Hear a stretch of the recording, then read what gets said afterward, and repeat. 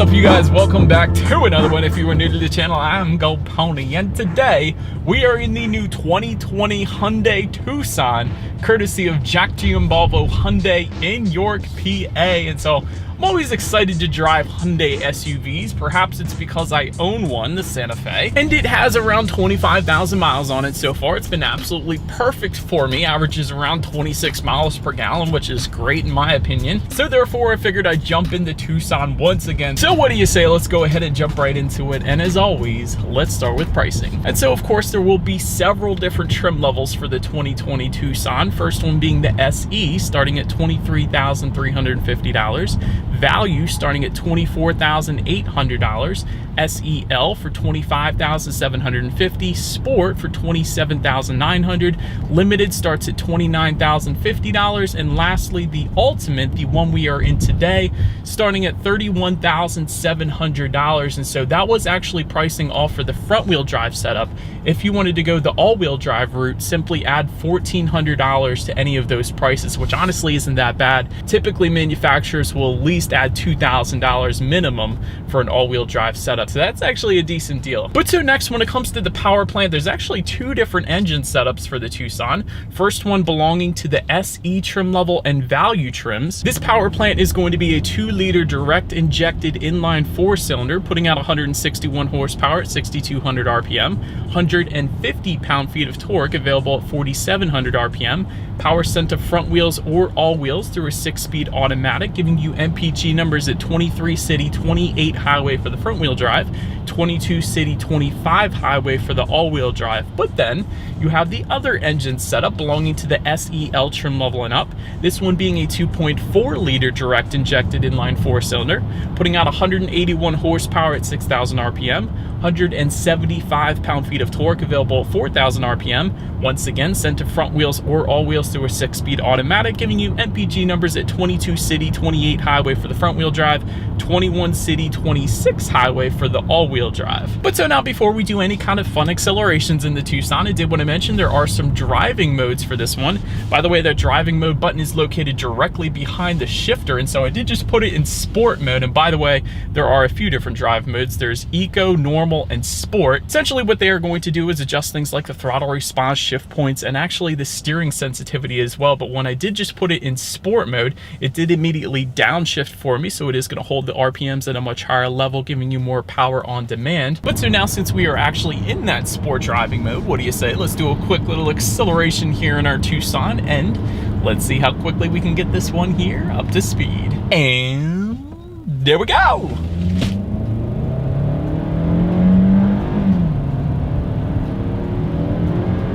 All right, it's acceptable. It's certainly not the quickest thing in the world, and Hyundai of course has some other options if you did want a quicker acceleration, but really that is going to be enough for you to merge onto the highway or anything like that. It's just, I'm just thinking the Tucson could probably benefit from maybe a turbocharged engine or something like that. But nonetheless, to go along with that acceleration, as always, braking is equally important. And so you will find, of course, 4-wheel disc brakes on the Tucson. And as far as the braking feel goes, I've had absolutely no issues in my short test drive today. So certainly bringing the Tucson to a very nice stop in this one. Touching on suspension and handling a little bit, up front, you're going to get an independent McPherson strut front suspension with coil springs, gas pressurized shock absorbers, and a 24.7 millimeter stabilizer bar. In the back, independent multi-link rear suspension with gas pressurized shock absorbers once again, and a 23 millimeter stabilizer bar.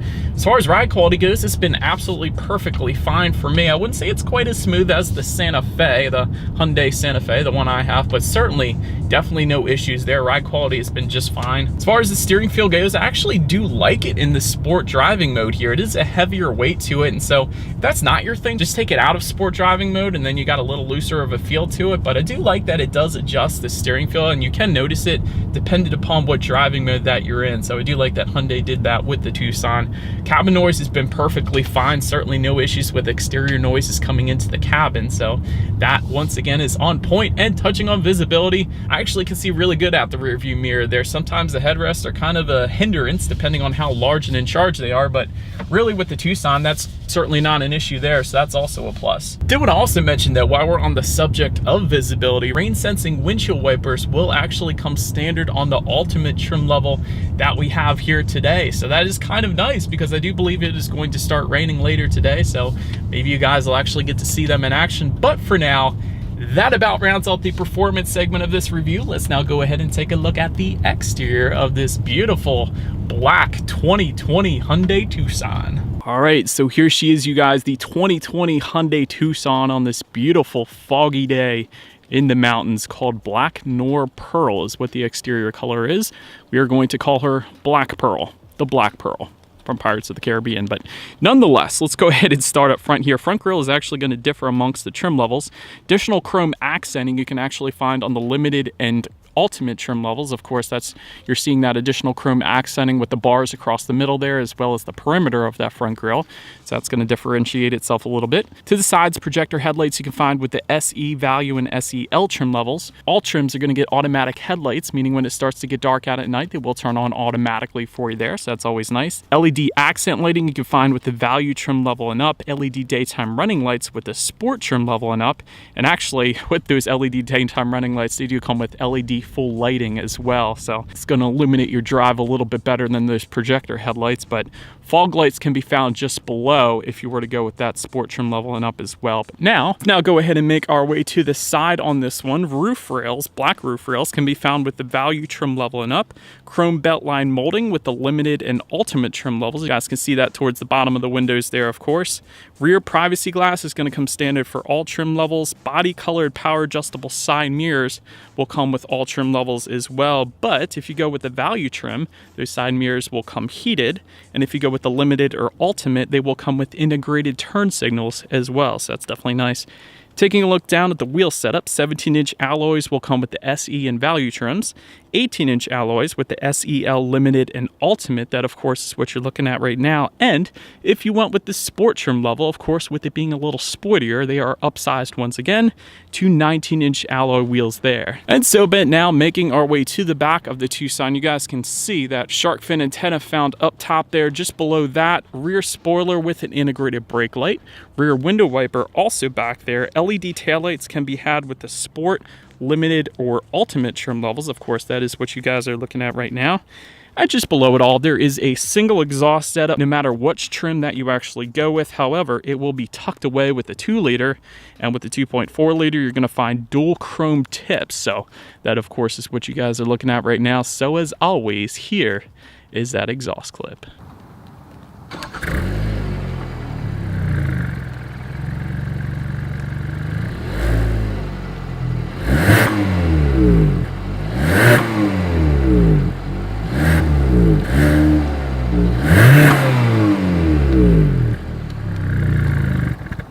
All right, so now since we are around back of the Tucson, there are a few different ways you can go about opening that rear lift gate. There actually is a button on the key fob. Simply press that if you like. That's one way. There's also a button by the driver's side left knee.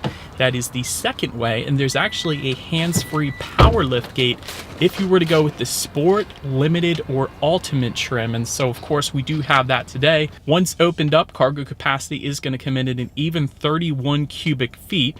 If that was not enough space, of course, the rear seats do fold down, bumping that up to 61.9 cubic feet. And for comparison's sake, the Mazda CX-5 comes in at 59.6 cubic feet. So wanted to mention that because the Tucson is a pretty similar shape to the CX-5. A lot of the dimensions on the interior are going to be pretty much the same, so I did want to mention that. But in-floor storage can be had in that cargo area as well. That's always nice. And there is a 12-volt power outlet back there as well.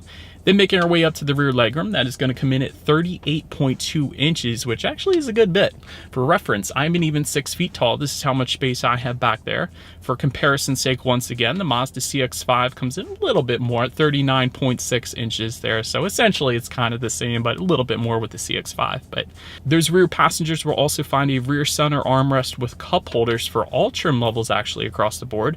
And if you wanted rear ventilation for those rear passengers, you will be able to find that with the SEL trim level and up. And now making our way to the front seats, cloth surfaces will come with the SE, Value, SEL, and Sport trim levels. leather surfaces with the limited and ultimate trims. Manually adjustable seats will come with the SE, whereas 8-way power adjustable driver's seat will come with the value trim level and up. And by the way, that will come with power lumbar adjustment as well. Value trim and up is also going to give you heated front seats, and if you went with the ultimate, you will also find ventilated front seats, so it's always nice. But taking a look now at the steering wheel, it is tilt and telescoping for all trim levels. It will come leather wrapped for the sport, limited, and ultimate trims, and it will come actually heated as well for the super cold days in PA like today. If you were to go with the limited or ultimate trim levels, that's how you're going to get that heated steering wheel. But let's now go ahead and make our way to the startup, and let me first start by showing you guys the key here. You do have your Hyundai logo on the one side, and when you flip it around, you have lock, unlock, and getting that button to pop the rear hatch. But it is actually all keyless entry, so if you wanted to, simply just keep the key in your pocket. There's a little button on the door handles there, so simply press that to lock and unlock this one. And so once inside, simply just put your foot on the brake and press that engine start button located just by the driver's right knee there. And so, but then once started up, tachometer is on your left, speedometer is on your right, and there's a digital display front and center there. To control what is on that digital display, simply use the steering wheel mounted controls on the right side there, but that's going to give you a ton of different information, like your tire pressure, for instance, all-wheel drive status. It's going to be some safety features, trip A, trip B. You can display a digital speedometer up there if you wanted to as well. It's going to be a compass and a couple other things you could check out, of course, as well. But then make your way to overall interior quality. First thing I noticed when I got in this particular Tucson is the panoramic sunroof, and it is massive. It goes way into the rear passenger seat, so definitely a huge fan of that, letting in so much more light for this video, for instance. But that is actually just going to come with the ultimate trim level that we have today. But overhead sunglass holder will come standard across the board. Dual zone climate control will come with the SEL trim level and up. We of course also have home link controls found on the rear view mirror for up to 3 different garage doors. That's always convenient, so you don't have the garage door opener rattling on the sun visor. It's always a plus. I do like the contrasting colors in this particular Tucson that we have today. You could of course go with a couple different interior color options, but I do like the contrast black colors with this darker tan, and it's actually definitely a very high-end look to it, so I do appreciate that. Just in front of the shifter there, you actually have a wireless phone charger as well for our ultimate trim level at least. 2 12-volt power outlets, USB charging port, auxiliary port as well. Just behind that, you have a little bit of storage space, dual cup holders, and of course, within your center armrest there between the driver and passenger, you have a ton of storage area as well as a little cubby area up top there as well. So all in all, the interior quality, at least of our very top trim level that we have today, is really, really nice. We'll say even just above the passenger side glove box, it is a soft touch stitched leather as well. So a very high-end finish actually to this particular Tucson. So I'm definitely a fan there. But now let's go ahead and make our way to the tech display on this Tucson.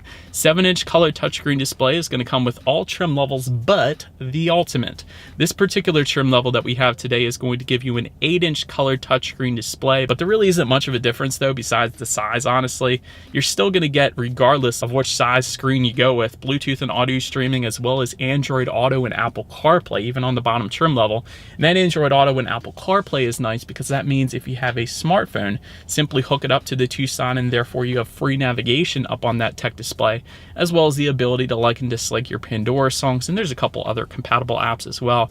However, that 8-inch color touchscreen display is also going to come with a factory navigation system, which quite honestly you don't need if you have a smartphone anyways. You can also check out your climate control information up there, as well as your radio settings. And by the way, when it comes to the sound system, you will find 6 speakers with the SE value and SEL trim levels, 8 speakers if you were to go with the Sport, Limited, or Ultimate. And by the way, that 8-speaker sound system, that is going to come with the subwoofer as well. So I think you guys know what we have to do next.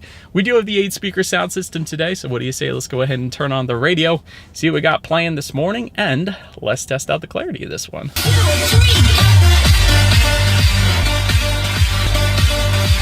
Ton of bass. You can certainly tell there's a subwoofer in this thing, but clarity is actually on point as well, and really there's speakers everywhere in this thing. 8 speakers is definitely a decent amount, so sound system is definitely on point, at least if you were to go with one of those 3 trim levels, Sport, Limited, or Ultimate, so I can vouch for that one.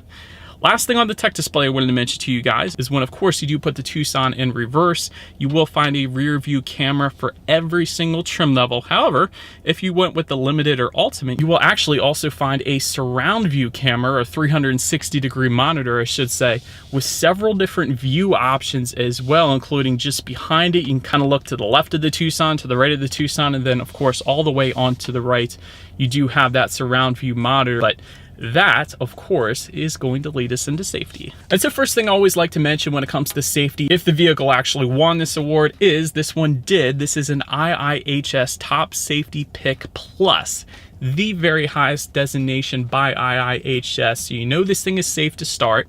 Front side curtain airbags will come standard. Latch, of course, being lower anchors and tethers for children for the rear car seats in the back there. Rear child door locks can also be found back there, as well as a tire pressure monitoring system. But some of the more exciting advanced safety features that you can find on the Tucson for all trim levels actually include a driver attention warning system, lane keep assist, and forward collision avoidance assist. Then, if you went with the value trim level and up, that is actually going to add a blind spot monitoring system with rear cross traffic alert, being the little car icons in your side mirrors, so you don't go turning into anybody in your blind spot. Lastly, the Ultimate trim that we have today is also going to add a forward collision avoidance assist system with pedestrian detection. So, but that is about it for this one, you guys. Thank you so much for watching. Feel free to follow me on social media at the bottom of the screen there if you like. Be sure to hit the subscribe and the bell notification button if you're into new car reviews. That is what we do here on this channel after all. Do appreciate you guys watching more than you know, and I will see you guys all in the next video. Stay gold.